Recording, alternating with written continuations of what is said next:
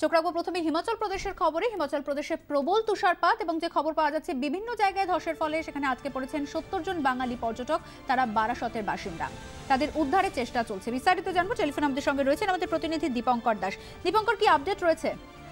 দেখো, এখনো পর্যন্ত যে জানা যাচ্ছে যে এরা বেশ 4 তারিখে গেছিল এবং হিমাচল বিভিন্ন এলাকা ঘুরে দেখার এবং চিতকুল বলে যে জায়গা, সেখানে যখন তারা পৌঁছায় সেখানে প্রবল তুষারপাত হয় এবং সেই তুষারপাতের তুষার বৃষ্টিতে তারা আটকে যান এবং প্রায় 70 জন আনুমানিক তারা ওখানে ছিল, তাদের সঙ্গে মহিলা, শিশু এরা প্রত্যেকেই রয়েছে। এরা আটকে যায় এবং তারা এই যে 70 জন লোক এরা একসঙ্গে যখন আমাদেরকে জানায় তারা টেলিফোনে, তখনও কিন্তু তারা একসাথে নেই। তারা বিভক্ত হয়ে গেছে, যে যার মতন চেষ্টা করছে বাঁচবার জন্য যে প্রান্তে পারছে। তাদের সঙ্গে জল নেই, ওষুধ নেই, খাবার নেই। এই নেয়ের সংখ্যা তাদের বেড়েছে এবং তারা চাইছে কোনো রকম ভাবে তারা যদি ওখান থেকে উদ্ধার হয়ে আসতে পারে। কিছু লোক তাদের ওখান থেকে হোটেলে পৌঁছাতে পেরেছে এমনটা জানা যাচ্ছে, কিন্তু বেশিরভাগ লোকই বাইরে রয়েছে। তাদের চাহিদা তারা কোনো রকমে আগে ফিরে আসুক, এই চাহিদা নিয়ে তারা বারবার ফোন করছে বিভিন্ন জায়গায়। এখানে উত্তর 24 পরগনা জেলার বারাসত মহকুমার বিভিন্ন প্রান্ত থেকে এই বিভিন্ন মানুষ গেছেন, যারা এই হিমাচল প্রদেশে বেড়াতে গেছিলেন। তাতে বারাসতের নতুন পুকুর এলাকার মানুষ যেমন আছে, আবার বিরাগুমার মানুষও আছে। এই সব মিলিয়ে প্রায় 70 জন মানুষ যারা গেছিলেন, তাদের চাহিদা উদ্ধার হওয়া এবং এই যে জেলা প্রশাসনের কাছে যখন এই খবর এবং জেলা প্রশাসনের তরফ থেকে বারাসত চেয়ারম্যান, পুরসভার, তারা প্রত্যেকেই চেষ্টা করছেন যাতে ওদের সাথে কন্ট্যাক্ট করা যায়, যোগাযোগ করা যায়, সেই যোগাযোগের মাধ্যমে যাতে ওদেরকে ওখান থেকে উদ্ধার করা যায় সেই চেষ্টা কিন্তু এখান থেকে জেলা প্রশাসনের তরফ থেকে শুরু করা হয়েছে। এবং বারাসত পুরসভার তরফ থেকে যেটা আমরা জানতে পেরেছি যে এই ঘটনার কথা জানানো হয়েছে এবং যাতে দ্রুত ব্যবস্থা নেওয়া যায় সেই ব্যাপারে চেষ্টা চলছে।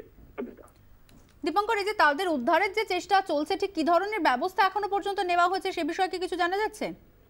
দেখো, এ ব্যাপারে কিন্তু পরিষ্কার কোনো তথ্য নেই। আমরা মূলত ফোন পেয়েছিলাম যে তারা আটকে আছেন এবং তারা কতজন আটকে আছেন জিজ্ঞেস করায় তারা বলেন যে তারা প্রায় 70 জন আটকে আছেন। তো এখানে বড় গ্রুপ গেছিল এবং তারা বেড়াতে গেছিলেন মূলত, এবং তাদের চাহিদা উদ্ধার হওয়া এবং জেলা প্রশাসনের কাছে খবরটা উদ্ধার করার জন্য যা যা প্রক্রিয়া আছে সেই প্রক্রিয়াগুলো নেওয়া যায়, সেই প্রক্রিয়াগুলো নেওয়ার পর এখান থেকে জেলা প্রশাসনকে জানা যাচ্ছে যে নেওয়া হয়েছে।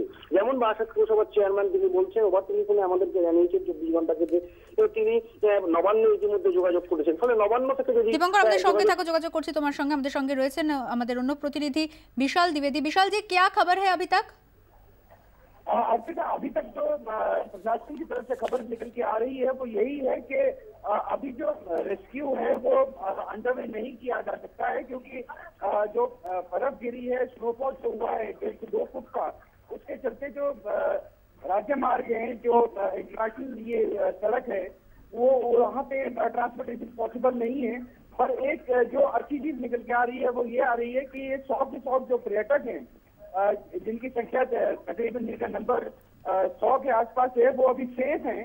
पर जैसे ही मौसम खुलेगा उनको जो रेस्क्यू है उसको अंडरवे करेंगे। जी अर्पिता, इस बात की कोई पुष्टि हो पाई कितने लोग अभी वहाँ पे है? अभी प्रशासन की तरफ से कोई एग्जैक्ट फिगर तो नहीं आ रहा है, पर 100 के करीब का वो फिगर बता रहे हैं जो लोग वहाँ पे अभी स्ट्रैंडेड हैं। और प्रशासन का क्या कहना है?